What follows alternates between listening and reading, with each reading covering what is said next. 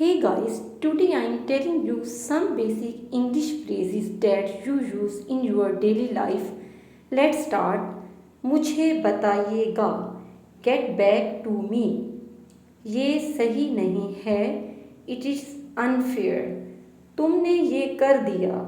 You made it. आराम से करो. Take it easy. ज़रूर. Sure. ये काम नहीं कर रहा. It is out of order. It's out of order. अभी नहीं तो कभी नहीं. It is now or never. It's now or never. कुछ कह नहीं सकते. You never know. बस अभी आ रहा है. Coming right up. फर्क नहीं पड़ता. Doesn't matter. मुझे ऐसा नहीं लगता. I don't think so. फिक्र मत करो. Don't sweat it. मुझे बताइएगा. Get back to me. ये सही नहीं है. It is unfair. तुमने ये कर दिया. You made it. आराम से करो. Take it easy.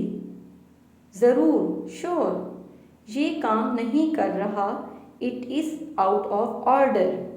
It's out of order. अभी नहीं तो कभी नहीं. It is now or never. It's now or never. कुछ कह नहीं सकते. You never know. बस अभी आ रहा है. Coming right up. फर्क नहीं पड़ता. Doesn't matter. मुझे ऐसा नहीं लगता. I don't think so. फिक्र मत करो. Don't sweat it. That's all for today. If you like this video, please like, share and subscribe. Thanks for watching.